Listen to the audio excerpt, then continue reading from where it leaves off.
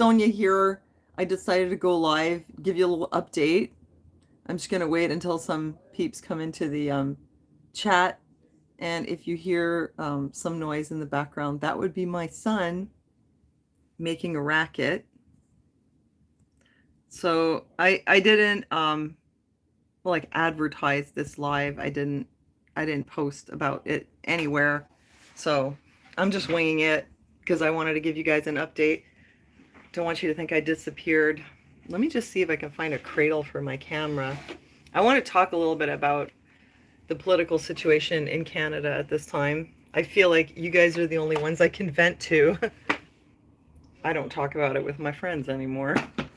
Hi! See a couple people there. Welcome. Who's there? I have a little cradle for my camera. Hi, third person. Let's talk about Canada a bit. I mean, is there hope for us? That's the question. Hi, Karen. How's it going? Nice to see you here. How's it going there? How's it going in New Jersey? Hi, Scottish Dave. Nice to see you. Hi. Oh man, you guys, we've had a rough ride up here. Like, who would have thought a nice country like Canada could be at the forefront of such a thing? I didn't think. You'd think this happens in, other countries. Happens in, I don't know, China or something. I'm seriously, I feel like I've been rattled by it. Hi, Psionic Dreams. Hey, thanks, Dave. I feel pretty good. Maybe I'll just go on a small tangent and let you know, update on the hip pain that I had. I actually went to see a physiotherapist, and he figured out that it's not my hips at all. It's my sacral spine, and he told me what to do about it. And that worked really well. So no more hip pain, and I'm glad to know, because I had the runaround for like 3 years with that. Mostly my doctor just told me I was fat. And people just sort of dismissed me.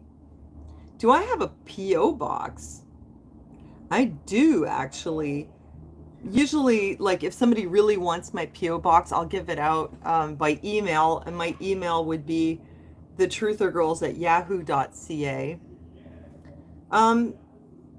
So, I wanted to talk a little bit about what's going on in Canada. Sorry to say, my son is making a ton of noise, which I find really distracting and makes me lose my train of thought. But, we're one of the very last countries to end the pandemic restrictions.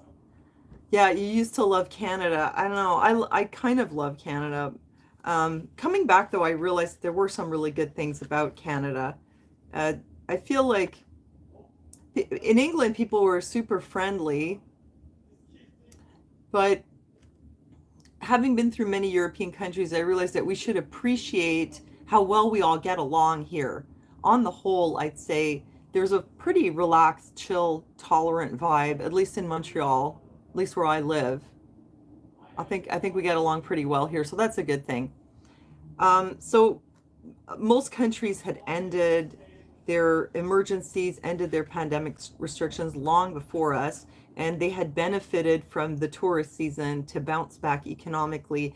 And Canada was holding on to the last of these things, and I had been saying repeatedly on here that I believe this had more to do with Justin Trudeau's attempts to continue to use the pandemic to push an agenda that he had before, which they actually describe on the ArriveCan website, which was that it was not only for public health, but also to modernize travel. And I think that was the truth of the matter, that it was a convenient way for them to push the modernization of travel, the digitalization of travel.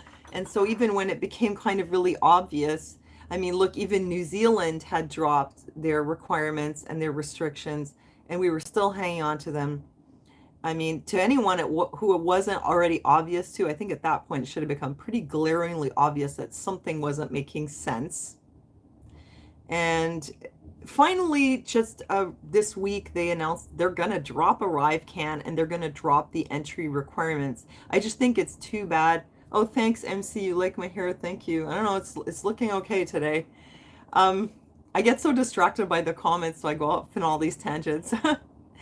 Thank you. Yeah, so they had dropped this finally, dropping the testing, the quarantine, and the requirements for non-Canadians. I just think it's too bad that they didn't follow the lead of, say, the UK and everyone else and drop it in the spring, because being in Europe over summer, I could see what a great tourist season they were having. It was absolutely booming. I remember Ireland, I was like, wow, this place is hopping. Everything was full. Everyone was so busy, living.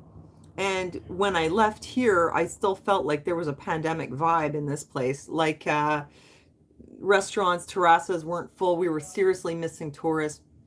It's just too bad for Canada, and it's too bad for everyone who had to suffer because of it. But finally, they did it. They said that ArriveCAN is ending as of October 1st. They're going to actually let unvaccinated Americans come and visit us.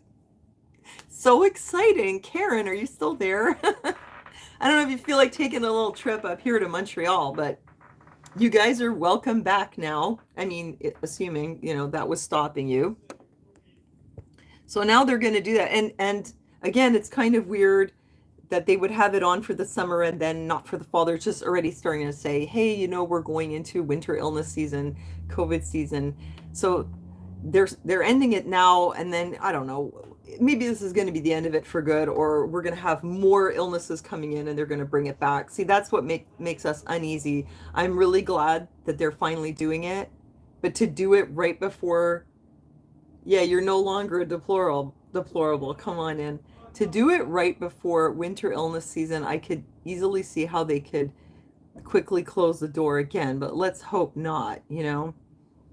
And Jean-Yves Duclos, the national health minister or whatever he is, he had said they were leaving it open. It was possible that they could bring the restrictions back.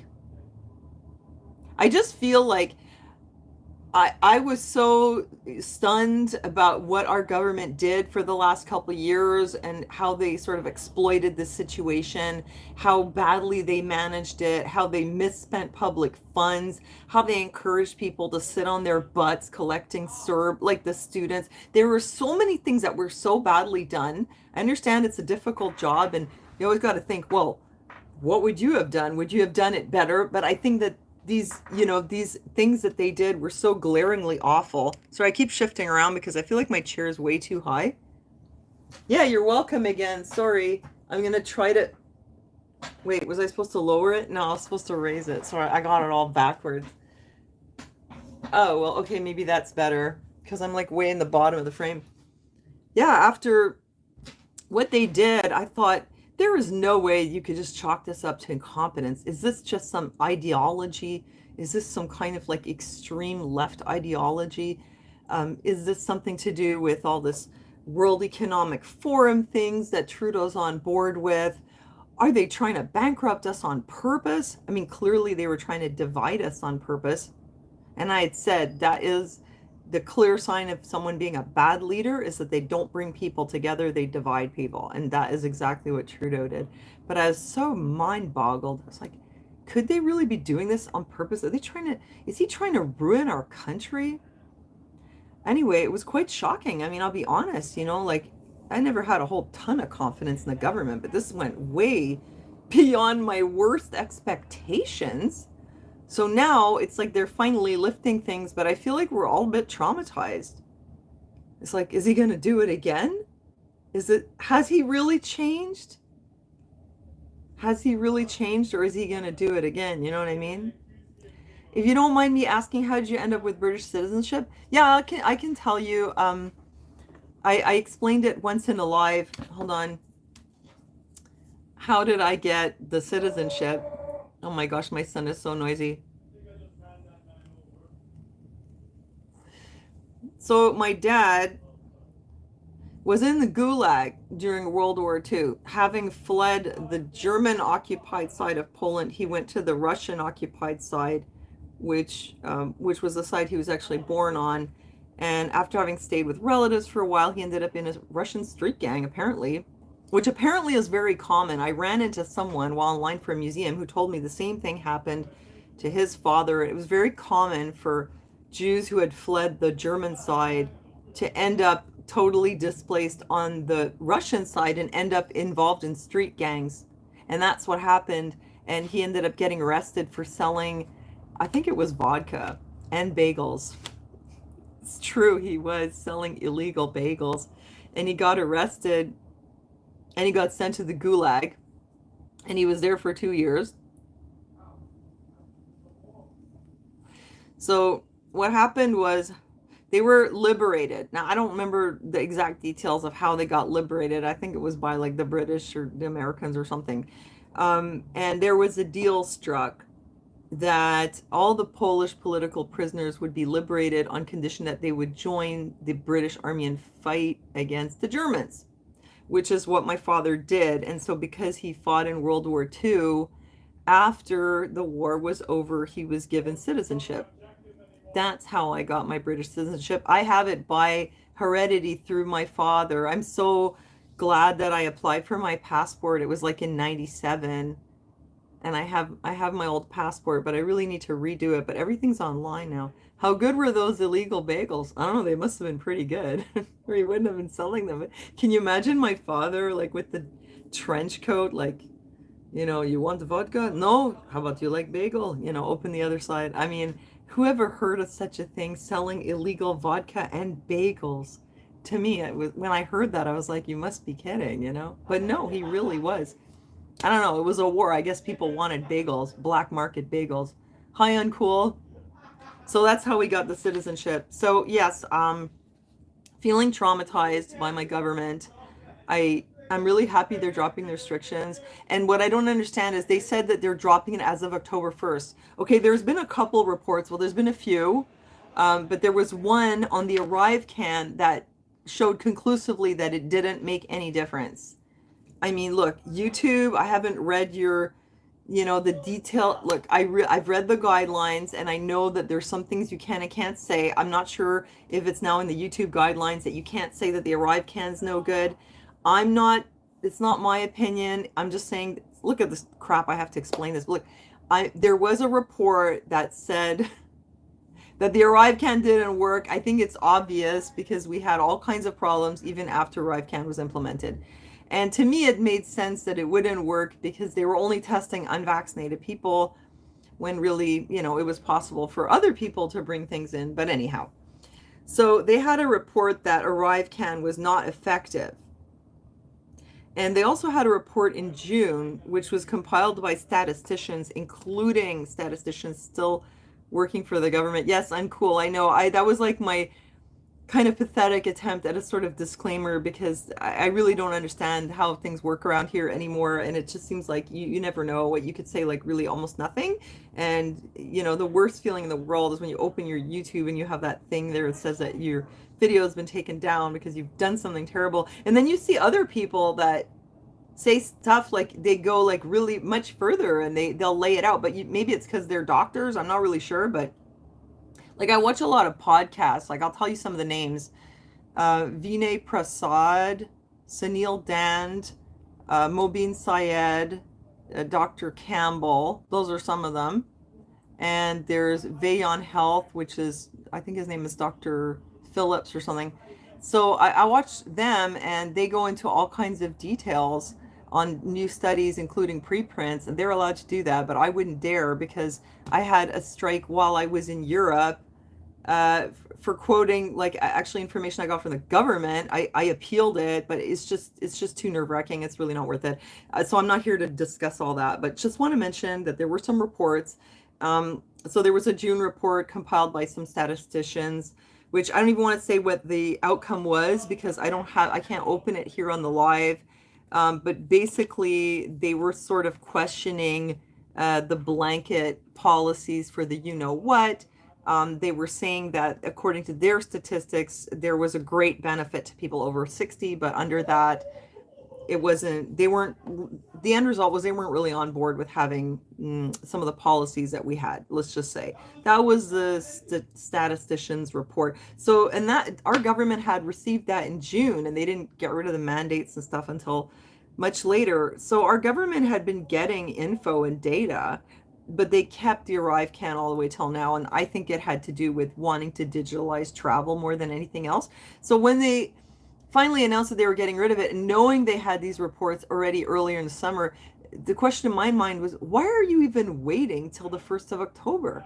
Just drop it right now. But I guess for them, bureaucratically, it's easier to wait till the order in council expires than to have some kind of meeting and say, okay, let's dismantle it. So I think that's the reason, but I don't know, an extra week for me, it's like a week too much, you know. I mean, for our country, it would be better to just get rid of it. But I guess that's why they did it. So I want to talk a little bit about what's going on with our situation here. Cost thousands if you're foreign-born Brit if you want a British passport? No, I don't think so. Well, mine is already just being renewed. Like, I already have the passport.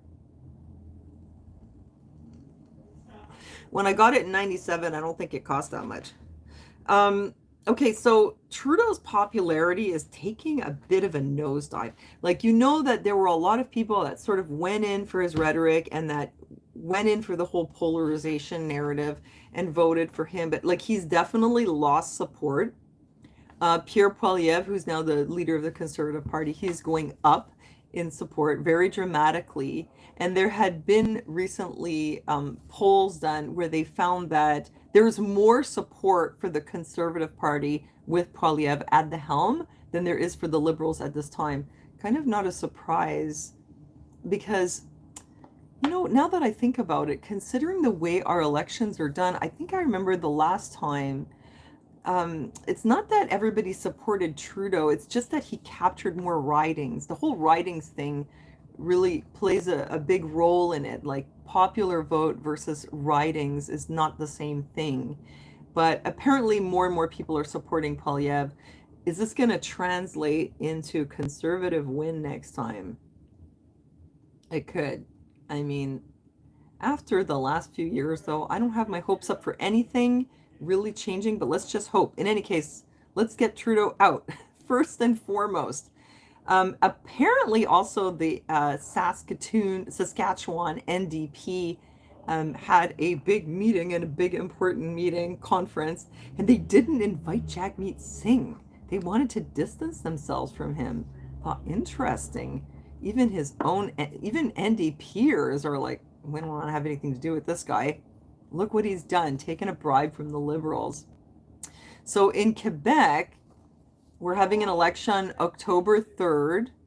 We have this party, the CAQ, which is called Right of Center. It's basically a right-wing party. Oh my gosh, you guys, you wouldn't believe like the scandalous things that they say that come out in the media.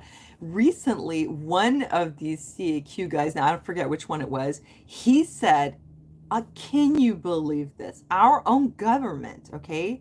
He was quoted as saying that, and YouTube, this is him saying it, not me. He said that 80% of immigrants don't speak French and they go to Montreal and they don't work. That's what he said. Like, I mean, our politicians are feeding this kind of message to their constituents. I mean, here in Montreal, we don't believe that, but they're telling people that. Who knows? Maybe people really believe that. See what I'm saying? Like, so this is kind of, it's weird, right? Because you guys have the Democrats and we have the Liberals on the federal level, but here in Quebec, we have a right of center party, and they say these crazy things about immigrants here, and that's our politicians saying it. 80% of them don't speak French and don't work. That's ridiculous. I don't know about the French speaking. I don't know how many of them speak French, but I mean, it's not true that they just sit around. I mean, anyhow, so he had to retract that after. He was like, oops. And then François Legault, so who are the CAQ? Coalition Avenir Québec, Coalition for the Future of Quebec. Yeah, that's the CAQ. That's the party who's ruling right now in Quebec. They're the ones who ruled by decree for 2.5 years. They're the ones who were in charge when we were under curfew and all that.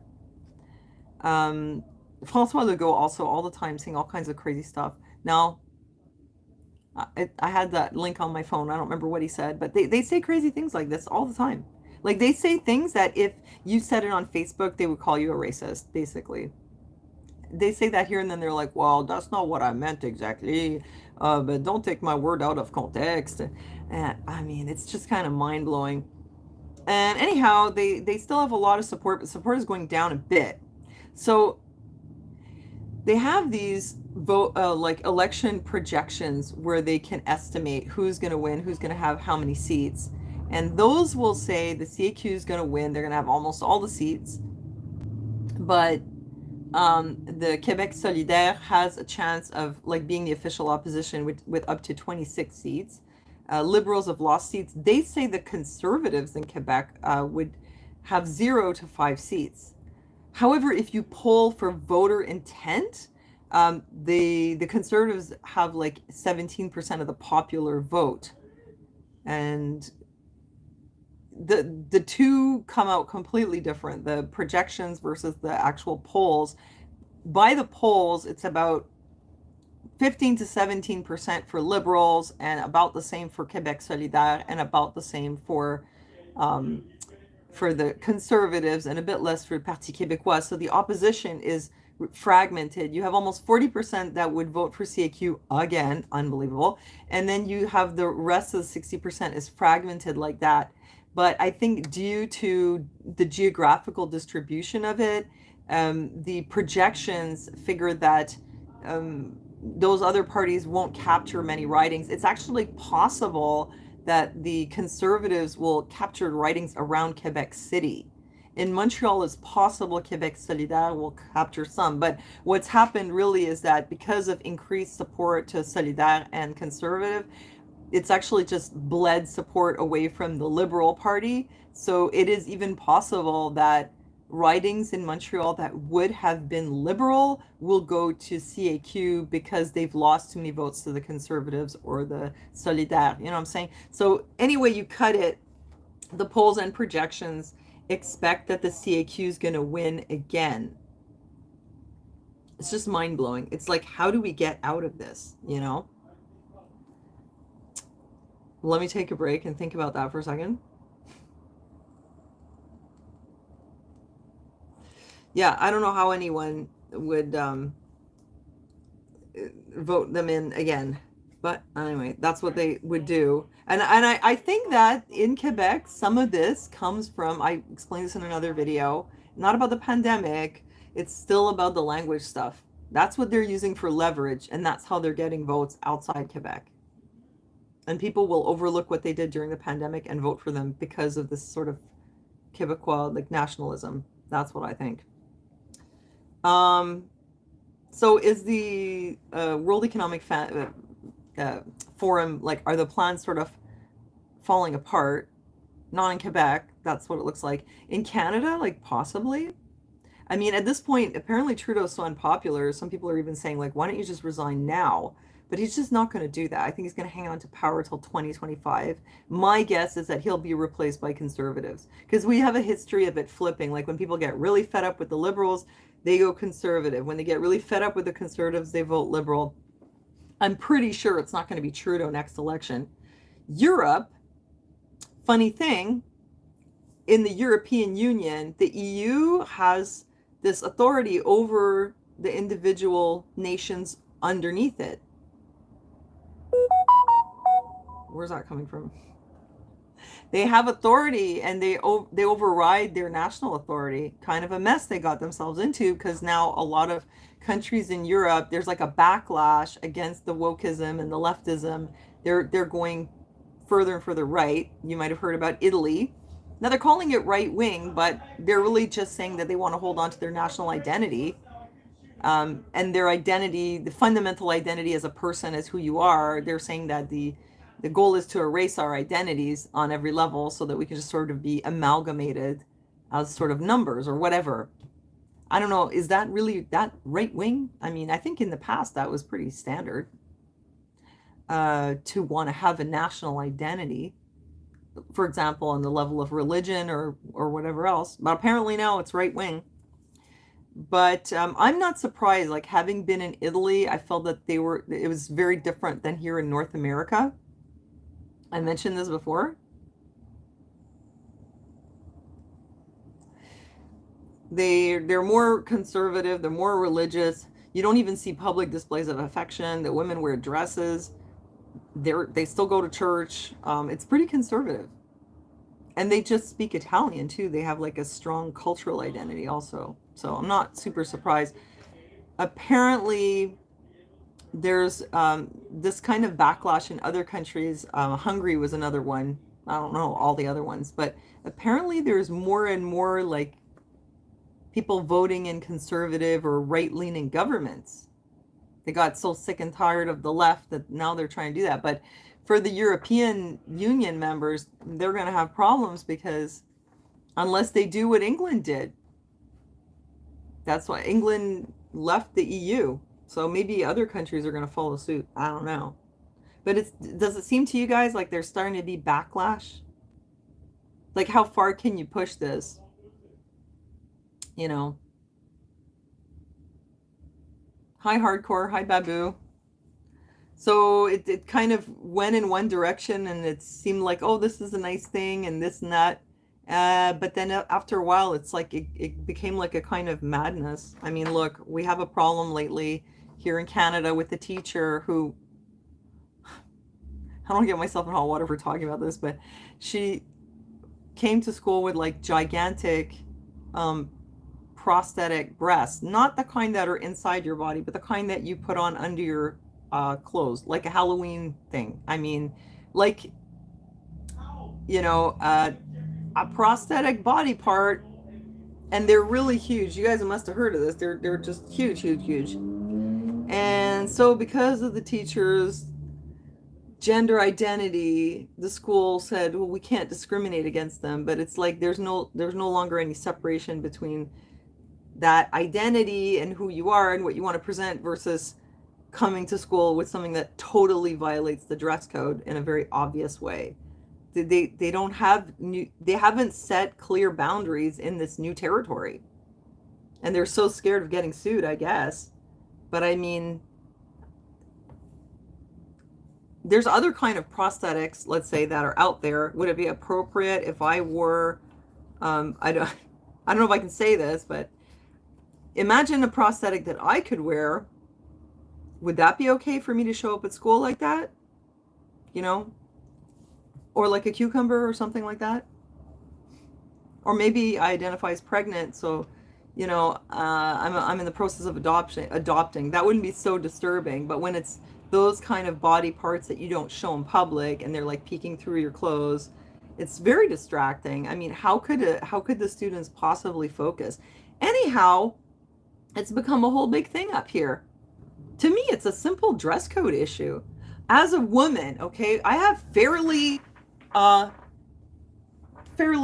decent, you know, endowment. Now, would I go to school in a tank top with no bra on underneath where you could see through my shirt? As a teacher, I can think about my days when I was studying to be a teacher, when I was teaching in school. Would I go to school in a tank top fit for like a wet t-shirt contest where you can see through with nothing underneath? Of course not, because I know that it would be a violation of the dress code. But for some reason these days, I guess it's not, when some people do it. I mean, and if they were implants, you'd say, well, look, it's an implant, right? But that doesn't give you an excuse to wear something that's almost see-through. Anyhow, it was too revealing, let's just say, size aside. Because there are some women who have enhancements, it's true, and sometimes they're huge, and that's nothing really new. But when you're a teacher, you usually make sure that your clothes are not too revealing, like they're not see-through, you know? So it was just really extreme. And then something came up on, I think it was on a 4chan, where they said that person was actually trolling. They said that person had trouble with the school or the school board before, and this was their way of trolling them. So I don't know if that's true, but if that is, and their biggest troll, the biggest troll that's ever walked those hallowed halls. Anyway, I mean, doesn't that seem a bit crazy? Like, this is the kind of problem we're having in Canada. And then when I was in Europe, it was clear that they weren't in this territory, especially the further east you go. Like by the time you get to Croatia, if somebody showed up with like a tank top with see-through, plastic prosthetics underneath, they would get as far as the door of the school, and I'm pretty sure they'd be turned around. Like they have just a completely different mentality. But over here, we're just trying to figure it out. What do you do with this person? Again, think of other prosthetics, and how inappropriate those would be. So what's the difference? So that was, yeah,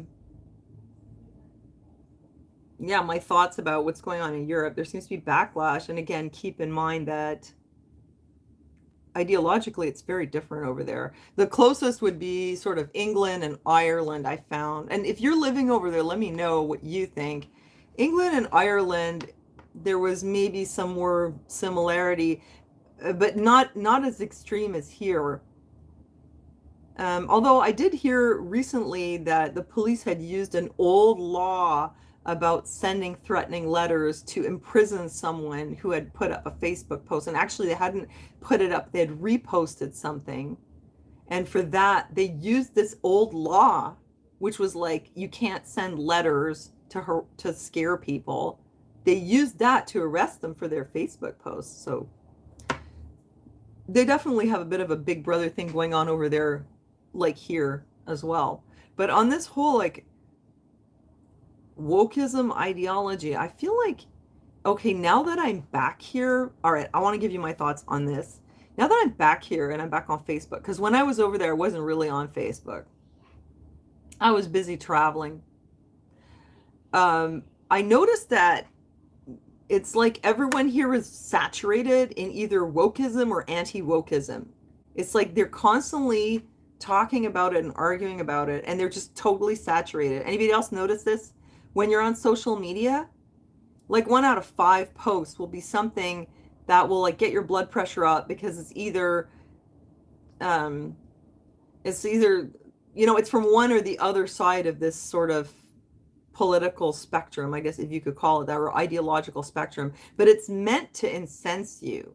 So they'll have memes that are out there floating around that, and they're nonsensical. They remind me of what was the name of that artist back in New York in like the 1980s, who wrote these truisms. Ugh, now I don't remember her name, but anyway, it's like you read it, and at first it's like, oh yeah, that makes sense. But if you really read it more and deconstruct it, you'll realize, wait a minute, no, it doesn't make any sense. But people don't put that much effort into it. They just go ahead and share it. I don't want to like waste my time trying to remember the name of that person. But anyhow, if you know who she was, she's like a performance kind of, well, a kind of concept artist back in the 80s, but I don't want to remember who she was. But it reminded me of that. Like, people will post and repost, and it's super aggravating. I mean, as soon as you get on there, after a little while, you're going to see somebody's going to say something that's really going to, it's like it was designed to push your buttons. And they don't realize this. Whatever side they're on, whether they're, let's say they're diehard Trump supporters, and they're going to say something about wokies on the other side, or whether it's someone who's very supportive of the Democrats, and they're going to say something about Trumpers. Just for an example, I'll tell you what someone had put up. It was a picture of a car. Hi, Joey. And it had on the back written, "I thrust in Jesus." It was an accident. It was like a spelling mistake.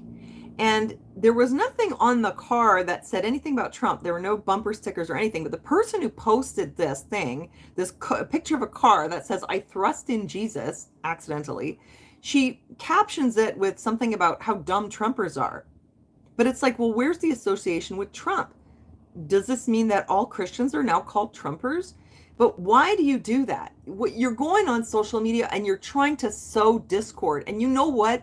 You are like giving I don't want to say the New World Order. You are doing exactly what the AI wants you to do. You're helping the AI. You're helping the algorithm.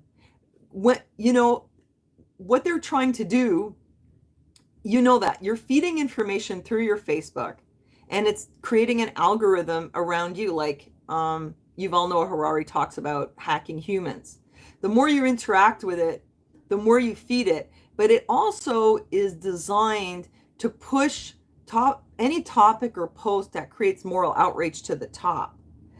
And that serves the purpose of dividing us from each other. The worst thing for this kind of system is when people are really connected to one another, right? Obviously. So the more you feed the AI, not just with, what you bought and you like the picture of the puppy or whatever, but especially when you feed it with things that create division and fuel moral outrage, you're fueling the system that is trying to destroy you. You understand what I'm saying? Hold on. I need a hit of my vape. Let me know if you know what I'm talking about. So whatever you're doing on there, as soon as you click, as soon as you comment, as soon as you engage, or especially if you feed this back into the beast. This is like a beast, this system. As soon as you feed this back into the beast, you're feeding it, and it's getting stronger so that it can destroy us, basically. Remember about hacking humans. Remember, this algorithm is not your friend, and that you cannot win some kind of a war. People say, well, I'm going to win this war by posting information. You mean you're going to post stuff that is creating moral outrage, that is inflaming the division, that's adding to it, that's aggravating people, right? You're fueling more discord. I get it. You're upset. You feel like you got to do something. But doing this on social media, you're feeding the beast that is trying to destroy you.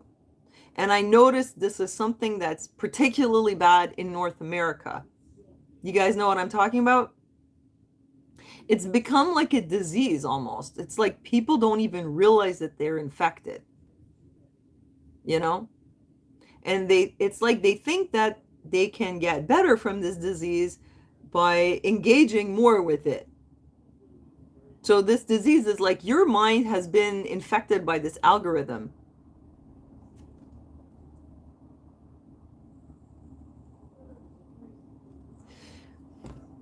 Yeah, somebody just said this is why they logged out of Facebook. It's not unique to Facebook, though. It's everywhere. It's on YouTube. It's actually in our news as well. Everything is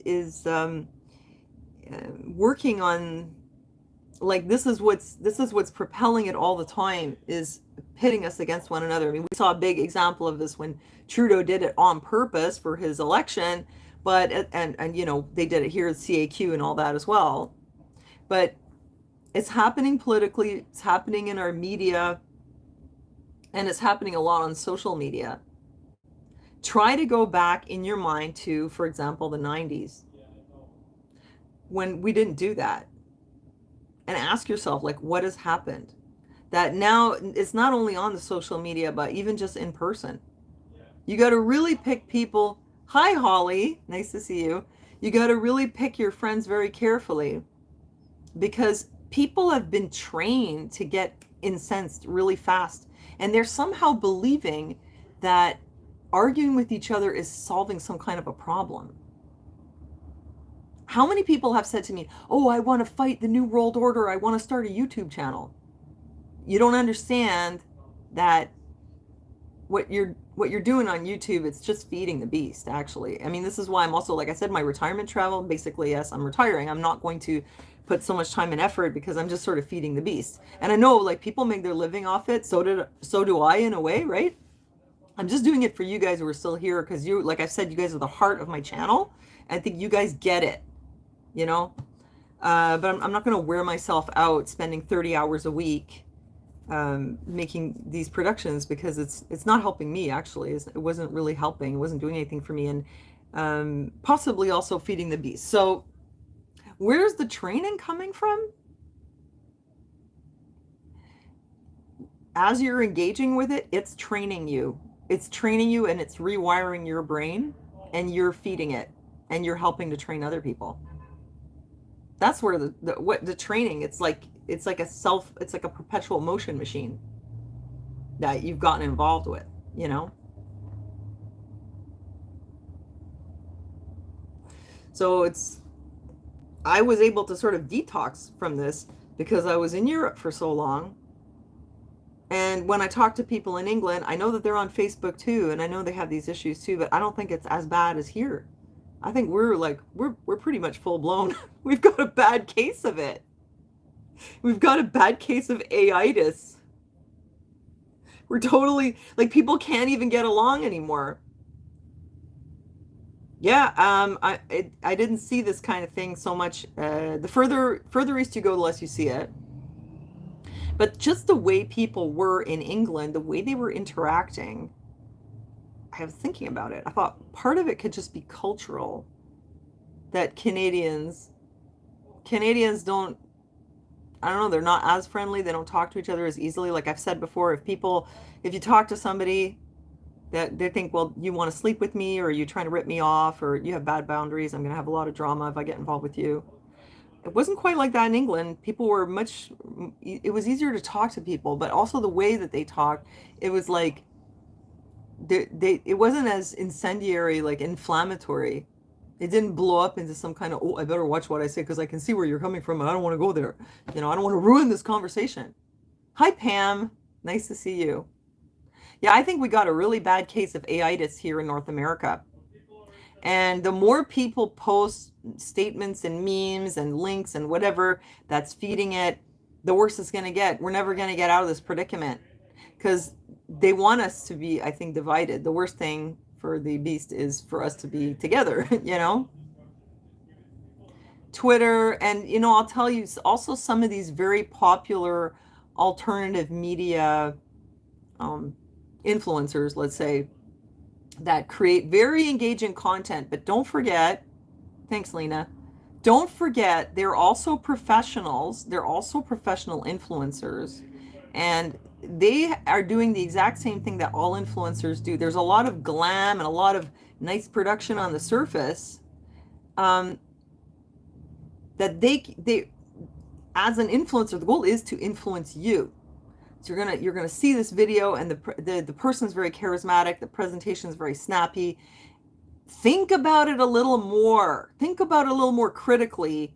Deconstruct it a little bit, and you might realize they just put a spin on it. They're amplifying it. They're doing the exact same thing that everyone's doing on Facebook because that's what they do. They do it well. That's why they're so popular. You know what I'm saying? Including the ones in the alternative media, obviously. So, because people send me links and they're like, oh my gosh, wow, you're not going to believe this. Check it out, what I just saw. I look at it and it's like, okay, take away the graphics. Take away that very confident tone that this person has when they're talking to you. And really think about what they're telling you. And if you know anything about XYZ, what it is, you're going to understand that there are a couple of really big flaws that if you don't overlook those flaws, if you pay attention to them, you'll realize that it deconstructs very quickly and like actually doesn't make sense. But boy, are they convincing. Because, if you say something with confidence, people are going to listen to you. That's a confidence man, right? So, if you have some confidence plus charisma plus production value, that's a very potent mix, And people send me stuff all the time and they're like, wow. And I'm like, wait a minute. It makes absolutely no sense at all. I've seen some really huge alternative media people go for stuff like that too. And it become like absolutely viral. I'm not going to mention the specific things. One of them had to do with water. One of them had to do with DNA and the Queen, for example. So there are certain things like that get very quickly, they catch on, but it's like you need to think about it. If you don't understand the details of it, look into it a bit, Google it, open the science page. You're going to see there's something really flawed here, And so it's on all sides. It's on the left, it's on the right, it's on the mainstream, it's on the alternative, We're just swamped with it. And the worst thing is it's just dividing people so much. And I feel like, yeah, that's the biggest thing that struck me since I came back is like we're sort of like infected with something that's dividing us against each other all the time, you know? That's probably the most toxic thing because it's creating a lot of negative energy too, like just engaging with that stuff. You're putting out a lot of negative energy, man. You know, you're not gonna fix anything like that, that's for sure. But yeah, it really jumps out at you when you go to other places and you realize that not all the world is like that, you know. So that was the main thing I wanted to talk to you about, and a couple more things. Don't feed the beast. And oh well, this crisis we're going to have this winter with the heating and the energy. I guess you guys heard about the rupture of the pipeline, which Fox News said. Well, not only Fox, but news reports said it looked like sabotage. The Russians said it was sabotage too. Who sabotaged it? There's been some speculation. I mean, they're saying it could be sabotage. So the question is, yeah, who did that? Apparently, there's a new pipeline, though, that goes to Europe that comes from the Nordic countries. Hi, John. Thanks for leaving a comment. So there may be an alternative. But already this summer, people in Germany were starting to panic. And I just want to mention this a little bit because I was there in Germany.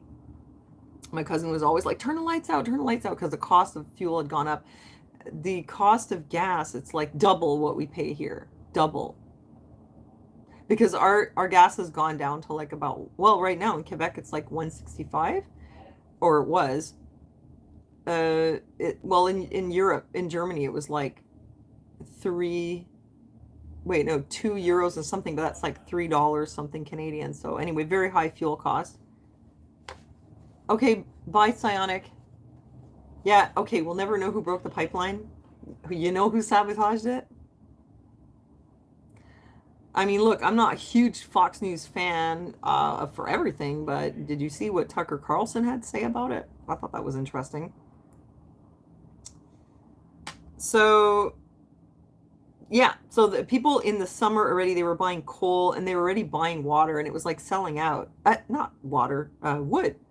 And it was selling out. So they're buying wood stoves and they're prepping, and they're like, oh, we're going to have a problem this winter, so let's get our coal and let's get our wood now. But you know what? Everyone was thinking like that.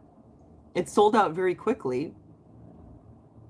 In Switzerland, they're telling people if you turn up your heat past, 68 degrees, you're going to get a fine. Maybe you can even get arrested. I'm not sure. So the government knows, oh, hey, I guess they have smart meters, right? So they know how much power you're using.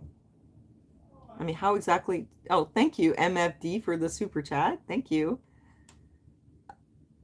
You just bought me almost a whole Tim Hortons coffee. Thank you. Thanks for the encouragement. Switzerland, they know how much you're turning up your heat, and you can get fined for that. I mean, imagine the intrusion. I think Anita is just like, come on, you guys. Everybody knows all you got to do is leave your oven on. Don't touch that thermostat. Just bake some brownies, if you know what I mean. Germany is talking about running out of toilet paper, I guess because they took all the wood and put it in their stoves. Nothing left for your bum now. And they're talking about water shortages.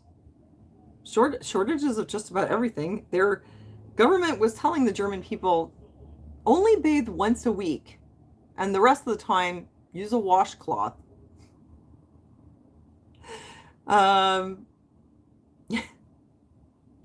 Bitte nur den Arschlappen benutzen. And the rest of the time, yeah, just wipe yourself down. Of course, when asked whether they're actually practicing that themselves, they say, well, of course, no, I like to bathe every day. I just thought of something. If you don't mind cold water, you could just sort of, do like in the old days where you run the bath and then the whole family takes turns taking baths in it. And then you just let it sit. Maybe the next day you can have another turn, right? You just got to think out of the box. But that's only for the little people. It's kind of rules for thee, but not for me, right? So imagine running out of coal and wood for the stove, lacking energy because of the war, because of, lack of energy coming in from Russia. They're talking about a water shortage at the same time where you're supposed to just wipe yourself down. Maybe once they run out of baby wipes, they're going to be telling you to spit on your hand and just do that, just make do. I mean, it's kind of outrageous. And at the same time, there's like electricity shortage, which is weird because they're telling people to switch to electric cars. But then in California, they're like, oh no, electricity shortage, please don't charge your cars. And the weirdest thing that I've heard in that department was airlines buying electric planes, which is weird because you know how the cars tend to run out of electricity after not that much of a distance, and then it takes forever to recharge. How do you fly a plane across the Atlantic on electrical power? I don't know. They're going to have to figure it out. But let's hope they don't run out of power mid-flight. Let's hope nothing goes wrong. I think they're sort of half-half. But like, why are you telling us to use more electricity for vehicles and all that, and then at the same time telling us there's save electricity? Do you guys remember like going all the way back to like the 80s? I remember at the 4-H club in Vermont, I remember them telling us to save the planet by turning off the lights when you leave the room to save electricity. But now it's like electricity is your friend, right? I wouldn't trust it. I wouldn't put it past them to say, oh, well, we'll switch everything to electric and then, oh, sorry, guys, we've got to cut the electric. Sorry, guys. Yeah. I've seen these pictures of people lining up to fuel their electric cars, and it takes a long time. But where does the electric power come from? Sometimes it comes from coal. So crazy. Anyhow, I think in general, the plan, solar planes, I know, it sounds kind of like, it's hard to understand. It's hard to believe. Maybe they should just put people back on a raft, when you want to travel.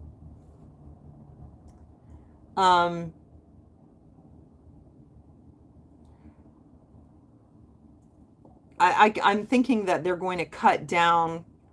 They're going to cut down on the on our ability to travel, and that's not just me thinking that. Apparently, in France, you can no longer take a plane that is a distance less than 2 hours away. If it's closer, you have to take a train.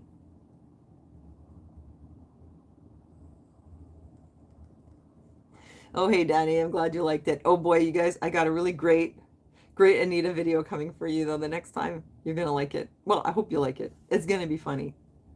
Anita, on the road to see her sugar daddy in Croatia and all the trouble that she has. I think that it's going to be harder to travel. That's what my crystal ball says. But on the other hand, like, look, people are getting really fed up with Trudeau. And in Quebec, even though, all those polls and estimates, hi, Leslie, all those estimates still thinking that the CAQ is going to win with maybe as little as 37% of the vote. But that's all they need because of the writing system. A lot of people are voting in advance. And apparently when that happens, when lots of people show up at the polls, voting ahead of time, it's because they really want to change. I don't think people are happy. Like, even if the CAQ gets the majority of seats, it doesn't mean they represent the majority of the popular vote. It really just means that the opposition is fragmented. But people are going to the polls in advance in scores because they do want to change. I don't think people are enjoying this. I mean, I don't think they're on board anymore, And then, like I said before, you see what's happening in Europe. More parties are going to the other direction, sort of reacting against the left policies. Danny boy, you saw my other one about her being a mail order bride? Yeah. Well, there's going to be another one. I put a lot of work into it. So I guess, I mean, I'm pretty much going to wrap it up there, but that was it. Like, we see some signs of hope here, but at the same time, I've totally lost trust. And it seems like people are not going along with things. Does this mean that there's a crimp in the World Economic Forum's plans? Agenda 2030, they give themselves until 2030. Are they going to be able to make that date? Or is that overly ambitious? Is there really a backlash and we're going to start going the other way and like refusing this kind of new ideology that we have here in Canada? And the liberals that we have are not like normal liberals, right? Because I used to always vote liberal mostly. It's some neoliberal or something. So is there, they're pushing this agenda to go in one direction, but there's quite a bit of backlash. So is it going to be a setback for that agenda? Or is this just sort of another part of the plan and it's just going to proceed? I don't know. I'm hoping it's not working out for them because I actually quite like being a person who has some amount of freedom, and I like being able to go different places. I don't really want to be restricted. I think there's ways that we can clean up the planet without taking these extreme measures to limit people's day-to-day lives. I mean, we've heard it all from Yuval Noah Harari and how they want to replace all the employment with AI. Like, how is that going to solve things? How is that going to help the planet? It's just going to make certain people richer. So they say openly, like, they want to just replace us with AI, like basically robots, and then we'll all be sort of bored. And his solution for this was a combination of drugs and video games. That's literally what he said. Scientific advisor Klaus Schwab, who runs the World Economic Forum that trained Trudeau in the Young Global Leaders program, and so many other people in his cabinet and in governments around the world. Those are the people. That's who it is who's saying that. Just put them on drugs and video games and replace their jobs with computers. And why? How is that going to help the environment? I'm not sure. Why? Because we won't be going from one place to the other? I don't know. They have some kind of logic for it. That's what they propose as a solution, though. And then you can imagine we're going to be restricted in a lot of other ways. We've had a bit of practice the last couple of years, People get to see what it's like to like not be able to go anywhere. I showed you that article from a publication here in Quebec that was telling us we're going to have carbon credits. And we basically won't be allowed to travel unless we can buy more carbon credits. So it doesn't affect the rich. It just affects people like us. I think this is clearly the direction they're going in. I mean, they'll tell you the same thing.